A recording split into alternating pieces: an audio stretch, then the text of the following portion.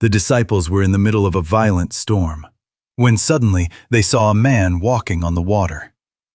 They thought it was a ghost. But what happened next changed their lives forever. Before everything happens, very long.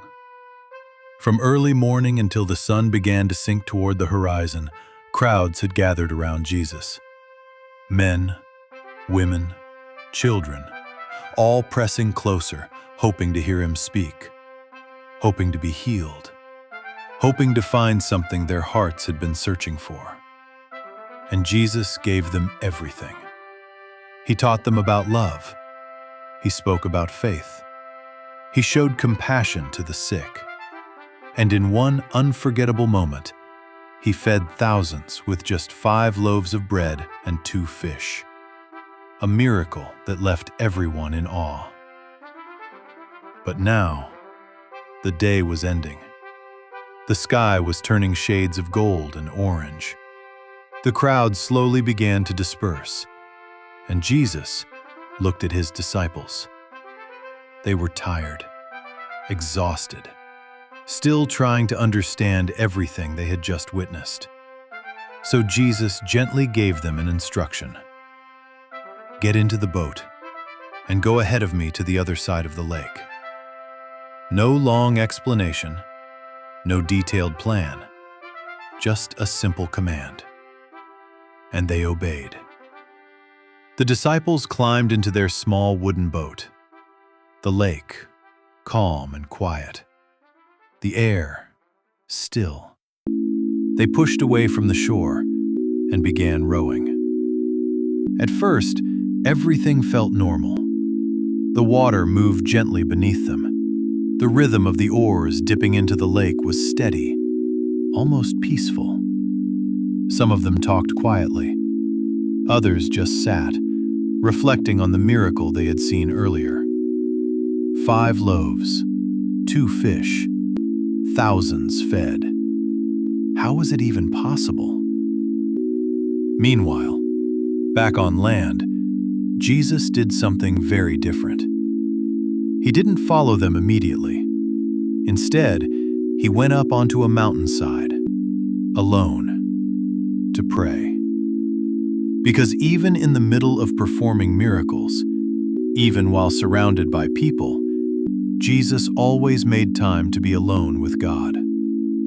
Night slowly covered the lake. The sky darkened. The stars began to appear. And the disciples were now far from shore. The land was no longer visible, only water in every direction. At first, it didn't worry them. Many of them were experienced fishermen. They had been on this lake countless times. They knew how to handle a boat. They knew how to read the water. But then, something changed. The wind began to pick up, slowly at first, then stronger and stronger. The calm water turned restless. Waves started rising. The boat began to rock, back and forth, back and forth. The disciples grabbed the oars tighter, trying to keep control, trying to stay on course. But the wind was against them. Every time they pushed forward, they were pushed back. The waves grew higher. Water splashed into the boat. The night became darker, louder, more chaotic, and fear began to rise. Hours passed. They were still in the middle of the lake, still fighting the wind, still struggling against the waves. Their arms were tired, their bodies weak, their minds overwhelmed. Some of them began to panic. What are we going to do? We're not moving. This storm is too strong. Even though they were experienced, even though they had handled storms before, this one felt different. This one felt out of control. And the truth is, sometimes in life, We face storms like that too. Storms that feel bigger than us, stronger than us, impossible to overcome. And in those moments, fear can take over. Now it was the fourth watch of the night, somewhere between 3 a.m. and 6 a.m., the darkest part of the night, the moment when exhaustion is at its peak. The disciples were still battling the storm, still trying to survive, still wondering if they would make it through. And then, something appeared. Far out on the water, through the darkness, through the waves, they saw a figure, walking on the water. The disciples froze. Their hearts raced. Their eyes widened. What is that? Do you see it? Their fear turned into terror. It's a ghost! They cried out in fear, because what they were seeing made no sense.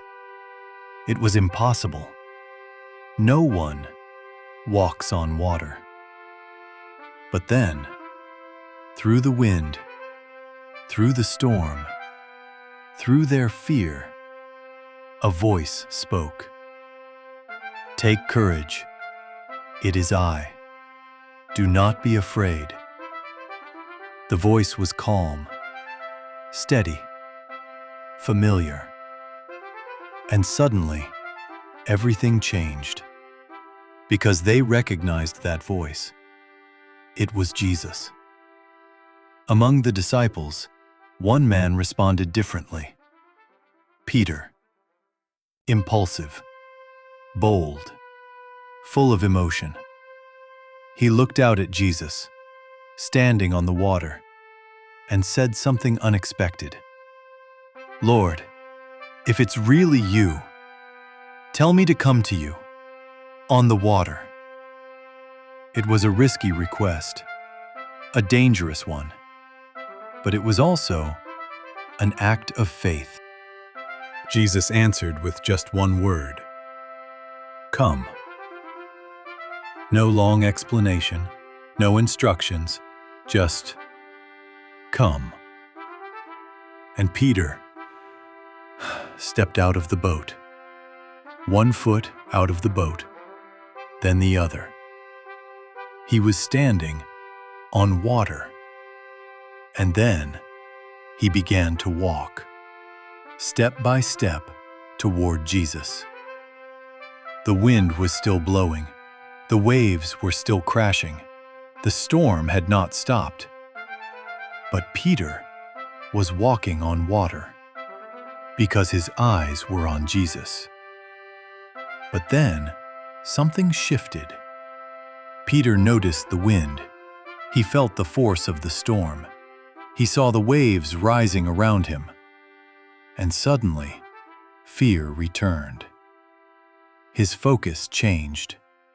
Instead of looking at Jesus, he looked at the storm. And in that moment, he began to sink. Slowly at first, then faster. The water closed around him. The fear overwhelmed him, and he cried out, "Lord, save me!" Immediately, Jesus reached out his hand. He didn't hesitate. He didn't wait.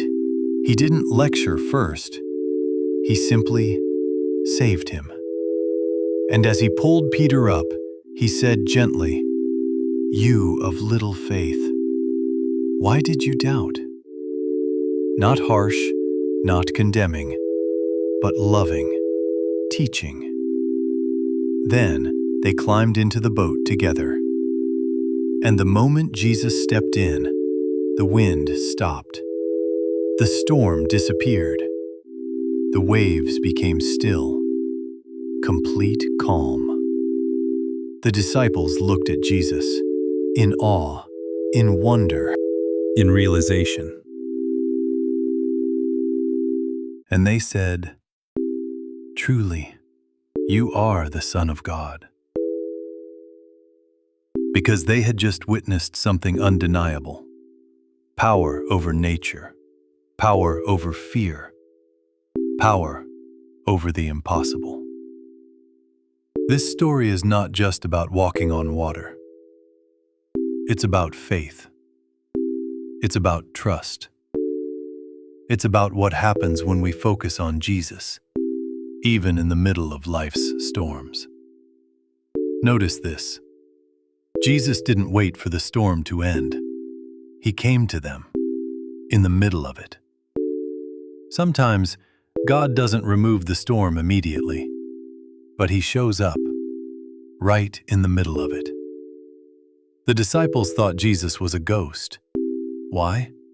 Because fear can distort what we see. When we are afraid, we forget who is with us. Peter didn't just believe, he stepped out. Faith isn't just thinking, it's trusting enough to act. Peter walked on water as long as he focused on Jesus. The moment he focused on the storm, he began to sink. The same is true for us. When Peter cried out, Jesus didn't delay. He reached out immediately, because that's who He is. Maybe you're in a storm right now. Maybe life feels overwhelming. Maybe fear is rising. Maybe you feel like you're sinking. But this story reminds us, you are not alone. Jesus sees you. Jesus comes to you. Jesus reaches out to you. And all you have to do is call out. Take courage. It is I. Do not be afraid. If this message touched your heart, don't forget to like and subscribe for more powerful Bible stories.